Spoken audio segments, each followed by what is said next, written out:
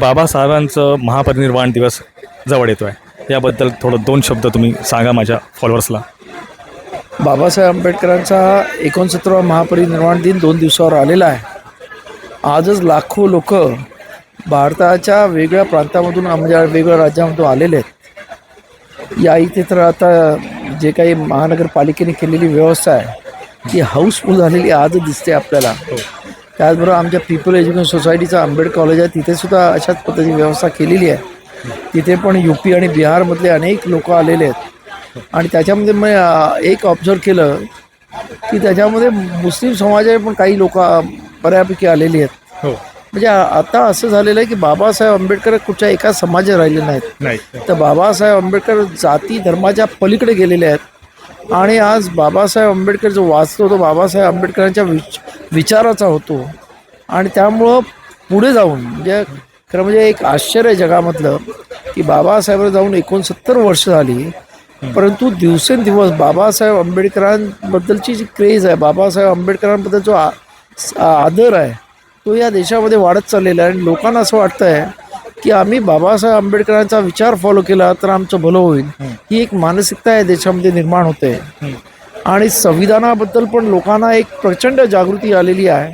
आपण पाहिलं असेल की CA आणि NRCच्या आंदोलनामध्ये मुस्लिम समाजाने दिल्लीमध्ये कोणाचे फोटो घेतले होते, बाबासाहेबचे फोटो आणि संविधान घेऊन ते रस्त्यावरती उतरले होते. तर ही जी काही एक क्रांती होते, ही बाबासाहेबांच्या क्रांती ही रक्तरंजित नाहीत, परंतु ती मानसिक क्रांती आहे. लोकांच्या मनामध्ये बाबासाहेब आता उतरत आहेत. आणि मला असं वाटतं की काही वर्षामध्ये बाबासाहेब आंबेडकर हे ह्या देशामधलं आत्ता पण सेंटर पॉईंट आहेत, पण सर्व जनतेचे म्हणजे आज त्यांचा जो दुस्वास करणारे जातीवादी मनुवादी वृत्ती आहेत त्यासुद्धा बाबासाहेब आंबेडकरांचा आदर करायला सुरुवात करतील, अशी परिस्थिती या देशामध्ये निर्माण होत आहे. आणि हा दिवस दूर नाही की बाबासाहेब आंबेडकर या देशाचे सेंटर पॉईंट होतील आणि खऱ्या अर्थानं संपूर्ण म्हणजे ह्या संपूर्ण देशाचा कारभार किंवा ज्या हे डेव्हलपमेंट्स किंवा घेण्यात येणारे सरकारचे डिसिजन हे बाबासाहेबांच्या विचारावरती घेतले जातील, अशा पद्धतीची मला आशा आहे.